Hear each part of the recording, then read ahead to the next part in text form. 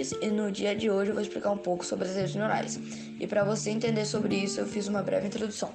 Rede neural artificial, RNA, pode ser utilizada como uma estrutura complexa interligada por elementos de processamento simples, os neurônios, que possuem a capacidade de realizar operações como cálculos em paralelo para o processamento de dados e apresentação de conhecimento. Seu primeiro conceito foi introduzido em 1943, mas ganhou popularidade depois de algumas décadas, com a introdução de algoritmos de treinamento, como o backpropagation, que permite a realização de um treinamento posterior para aperfeiçoar os resultados do modelo. Desde que foi atualizada, essa técnica vem sendo amplamente utilizada e validada por diversas áreas de pesquisa que pretendem atender conhecimentos e auxiliar na tomada de decisão. As redes neurais são principalmente utilizadas para criar sistemas de inteligência artificial. Os computadores tradicionais podem fazer isso de uma forma simulada, mas sua principal função é seguir regras ou comandos oferecidos pelo usuário. O objetivo original da abordagem da rede neural era criar um sistema computacional capaz de resolver problemas como o cérebro humano. Entretanto, com o passar do tempo, os pesquisadores mudaram o foco e passaram a usar redes neurais para resolver tarefas específicas, desviando-se de uma abordagem estritamente biológica.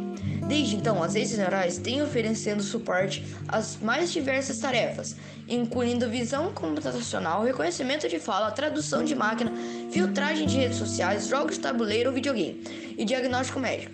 As redes neurais também são idealmente desenvolvidas para ajudar as pessoas e resolver problemas complexos em diversas situações na vida real. Elas podem aprender e modelar reações entre entradas e saídas de dados, que são não lineares e complexos, realizar generalizações e interferências, revelar relacionamentos, padrões e predicações ocultas e modelar dados altamente voláteis, como dados de séries temporais financeiras, e variação necessárias para prever os eventos raros, como detecção de fraudes. Como resultado, as redes neurais podem melhorar o processo da decisão de diversas áreas. Essa foi a nossa introdução, e agora vem o desenvolvimento. Essas redes eram tão promissoras que vários pesquisadores acharam que isso não daria certo ou esse modelo nunca alcançaria as previsões feitas até então. Durante mais de 20 anos, as pesquisas sobre redes neurais caíram em decréscimo e mais ênfase foi dada à computação lógica, conhecida e utilizada atualmente. Porém, de um tempo para cá, principalmente devido aos avanços das neurociências, as pesquisas sobre redes neurais foram retomadas e muita coisa foi desenvolvida. Existem pesquisas, por exemplo, para o desenvolvimento de neurocomputadores, para se entender melhor o que são as redes neurais e como seriam os computadores baseados nela. Vale a pena conhecer como funcionam os neurônios. Long Short Term Memory, LSTM. Em meados dos anos 90, a proposta dos pesquisadores alemães Sepp Scharner e Jan Schmirber apresentou uma variação da rede recorrente com as chamadas unidades de Long Short Term Memory, como uma solução para o problema do Vanished Gradient, problema comum entre redes neurais recorrentes. Os LSTMs ajudam a preservar o erro que podem ser copiados por tempo e camadas. Ao manter um erro mais constante, eles permitem que as redes recorrentes continuem aprendendo durante vários passos de tempo, mais de 1000, abrindo assim um canal para vincular causas e efeitos remotamente. Esse é um dos desafios centrais para a aprendizagem de uma máquina IA, uma vez que os algoritmos são frequentemente confrontados por ambientes onde os sinais de recompensa são escassos e atrasados, como a própria vida. Os pensadores religiosos abordam esse mesmo problema com ideias de karma ou recompensas divinas, teorizando consequências invisíveis e distantes para nossas ações. Os LSTMs contêm informações fora do fluxo normal da rede recorrente em uma célula fechada. As informações podem ser armazenadas, escritas ou lidas a partir de uma célula. Como dados na memória de computador, a célula toma decisões sobre o que armazenar e quando permitir leituras, gravações e exclusões, através de portões abertos e fechados. Ao contrário do armazenamento digital em computadores, no entanto, esses portões são os analógicos, implementados com a multiplicação de elementos por sigmoides, que estão todas as fases de 0 a 1. Analógico tem a vantagem sobre o digital de ser diferenciado e, portanto, adequado para backpropagation. Esses portões atuam sobre os sinais que recebem e que forma semelhante ao nosso da rede neural, eles bloqueiam ou transmitem informações com base em sua força e importação, que eles filtram com seus próprios conjuntos de pesos. Esses pesos, como os pesos que modulam a entrada e estados ocultos, são ajustados através do processo de aprendizagem das redes recorrentes, ou seja, as células que aprendem quando permitir que os dados entrem, saiam ou sejam excluídos através do processo iterativo de fazer suposições, calculando o erro durante o backpropagation e ajustando os pesos através da descida do gradiente. Os LSTMs possuem muitas aplicações práticas, incluindo processamento de linguagem natural, geração automática de texto e análise de séries temporais. Olá, meu nome é João e eu vou explicar como a rede neural aprende através desse programa onde ela está aprendendo a dirigir um carro. Bom, eles têm 3 entradas de valores: a velocidade do carro, se ele está indo para frente ou para trás, ou se ele está para esquerda ou para direita o volante.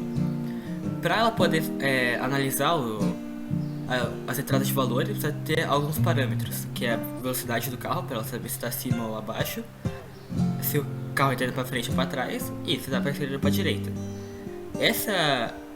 Essas entradas de valores a gente chama de input, que seriam essa camada aqui essa camada de bolinhas aqui.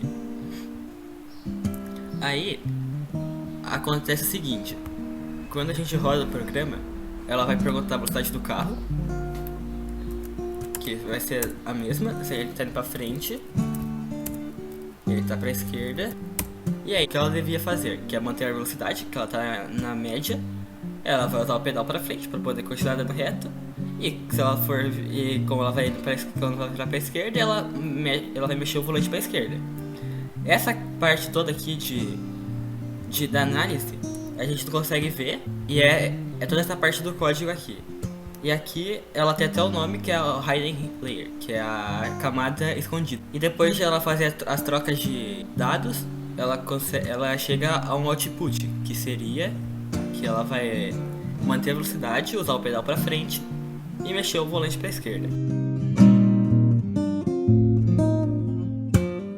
Em 1943 surgiram as primeiras informações sobre neurocomputação, em artigos dos neuroanatomistas e psiquiatras Wayne McCulloch e do matemático Walter Pitts, da Universidade de Illinois. A analogia feita pelos autores contava sobre processos eletrônicos e células nervosas vivas, em um trabalho que foi publicado sobre neurônios formais.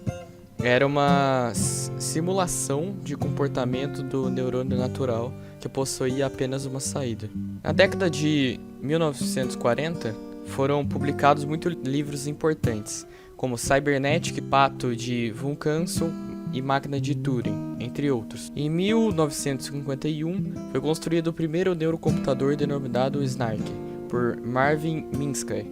O SNARK operava com sucesso a partir de um ponto de partida técnico, mas ele não executou nenhuma função interessante, mas serviu de inspiração para muitas ideias que o sucederam. Em 1956, no Dartmouth College, nasceram os dois paradigmas da inteligência artificial, a simbólica e a conexionista. A inteligência artificial simbólica tenta simular o comportamento inteligente humano, considerando os mecanismos responsáveis por tal.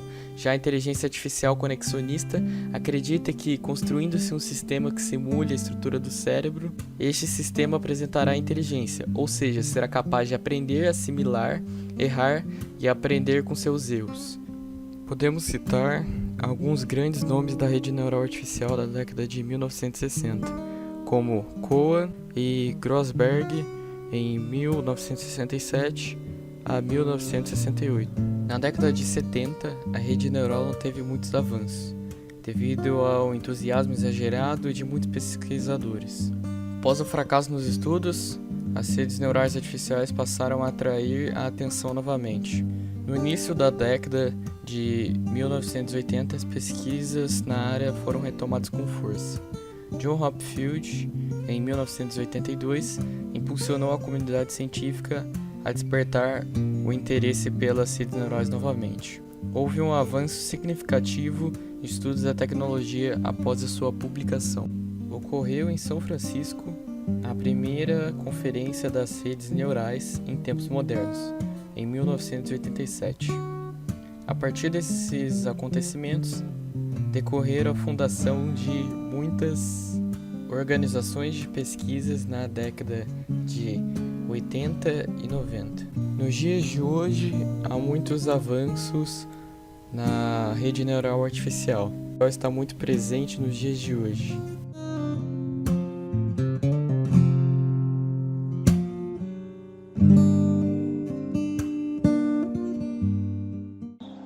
Conclusão: redes neurais são sistemas de computação com que nós interconectados que funcionam como os neurônios do cérebro humano. Usando algoritmos, elas podem reconhecer padrões escondidos e correlações em dados brutos, agrupá-los e classificá-los e com o tempo aprender a melhorar e continuamente.